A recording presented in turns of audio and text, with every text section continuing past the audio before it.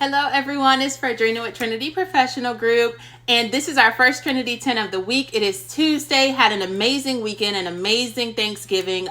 So grateful for everything that I have, my family, just spending that time together is such a blessing. So I'm ready to hop back into it. As you know, we're nearing the end of Q4. December is literally here this week. I don't know where the year 2023 went, but I do know 2024 is going to be amazing. And for those of you who follow me, we're going to make sure it is amazing together, you guys. All right. So this week's topic is actually diversification. I posted it on my Facebook and I spoke about how Amazon is set to pass UPS as the number one delivery service in the United States.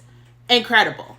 Now, if we think about how Amazon started, it was selling books on the internet when, the internet was new, out of a garage. And from there, he received an investment, and now Amazon is the monopoly that we know it as today. And it is incredible to see how it's evolved. But of course, Bezos didn't start out as a trucking expert. He didn't start out with a delivery service. In fact, he used like the normal United States Postal Service for his first set of deliveries before he grew and was able to diversify his portfolio. So when we speak on diversification, you cannot get here without having capitalized on your strengths.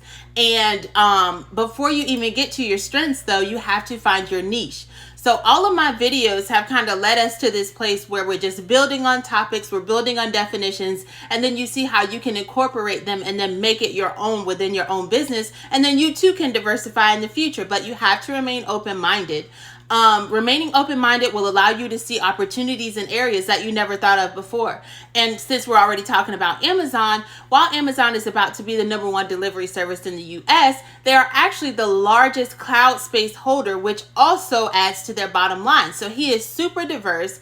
We all know about the Amazon market with the food and that food delivery service, Kindle, all of these things that he's diversified in, and yet stay true to who he was and why he started. So when you find your niche, this is where you build your greatness, right? You want to put intensity in your niche. You want to be the top makeup artist. You want to be the top makeup creator. You want to be the top cook. You want to be the top bracelet seller. You want to be the top in whatever it is that you're doing. So being at the top allows you to gain profit, and that profit then can become an investment into your company, right? So revenue is what you take in general. Revenue is the money that comes through your business. But after revenue comes profit, because you have a middle ground in there, your subtraction, which is your overhead. Your overhead includes the price of your products. The overhead includes the prices of your materials,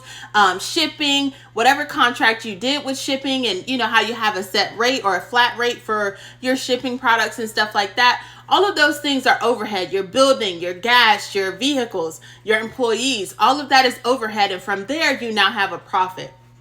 So when you allocate a piece of your profit and you kind of put it in a reserve account, this gives you a chance to kind of scope out and see what's coming up, what's booming, what's next, even if it's not in your respective industry, right? So Amazon is a delivery service, but what does he use to deliver those packages? Trucks. So it kind of coincided with his business, but in a different way. He's e-commerce, he's sales, all of these things. And you wouldn't think about being in the trucking industry. You wouldn't think about being in the transportation industry, but he found a way to keep all of his money in-house. Instead of deliveries being in that middle ground, that overhead section where we're subtracting from our revenue, he found a way to keep his revenue there and then turn it into profit by basically padding his own pocket by doing the work for himself.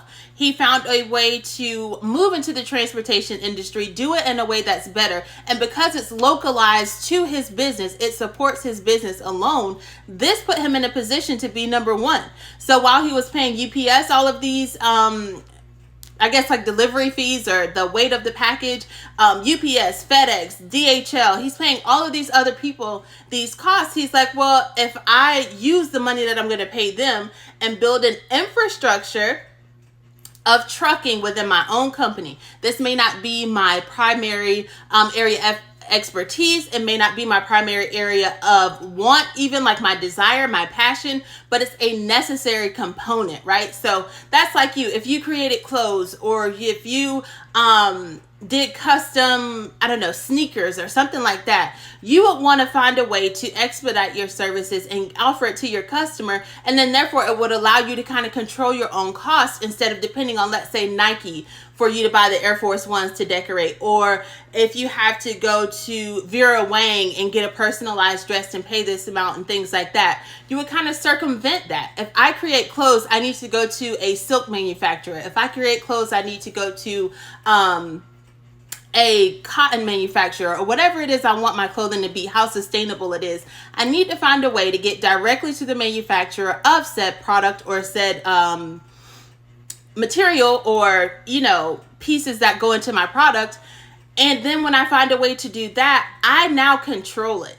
And from there, I need to find a way to control it when it goes out to my my customers, my buyers, my clients, whomever. I need to find a way to streamline that process as well. So when you look at Amazon, it is incredible to see how he's such a huge, I would say, pinnacle in e-commerce, a pinnacle in the internet boom, a pinnacle in so many areas. And then on top of that, now he's over the transportation industry. Of course, we know he's buying land for food and crops like that in Africa. So he's finding a way to diversify, to use what he's already good at. He's made, I think he was worth $10 billion in 1996.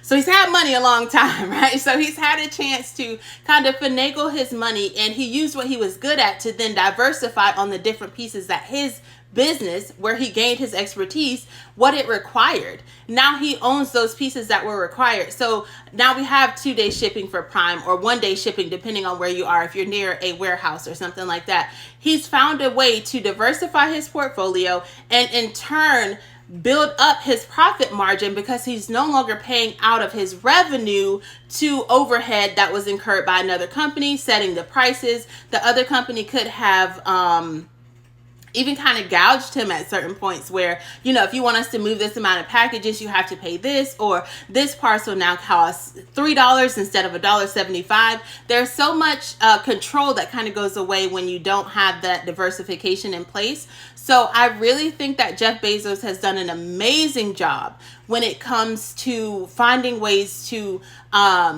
just make himself bigger while remaining true to himself. He's still the king of e-sales. He's still the king of, you know, delivery and books and things like that. But he's found a way to put a stake on that for himself and to make his company bigger and a household name. So when we speak on diversification, it comes after you've had some time to really hone in on your strengths. Where were you strong at? He was strong in sales. He was strong in books. He was strong in connection by his name.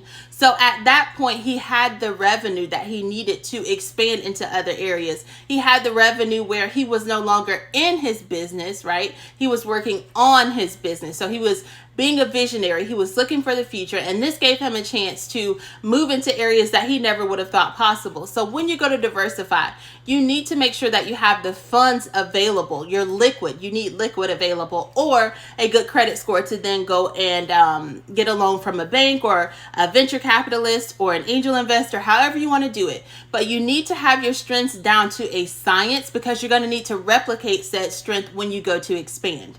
So you cannot diversify if you're weak in areas that you seek to expand in. If Jeff Bezos was already having issues with getting his orders out on time for UPS, why would it be wise for him to invest in trucking and have the same issues with time and loading the trucks for his own business? Now he's going to double his losses, right? So we can take a major look at that. And also, you guys, we know that The Conscious Leader is coming out on December 15th. You guys, I cannot talk about this book enough. I'm excited. I'm doing my final edits, kind of adding in some things to make it more digestible and understandable. I am really excited about this project. It's my first project, and I really want you guys to tap in. Even if you don't want to be a part of the call, I will have a link on December 15th with your ebook being available through through that link and it'll be emailed to you. So you guys just stay tuned. I'm super excited. And then on Thursday, we will come back and kind of work on diversification for you instead of from a Jeff Bezos perspective, but we'll be using those points as reference. See you guys on Thursday. Have a great night.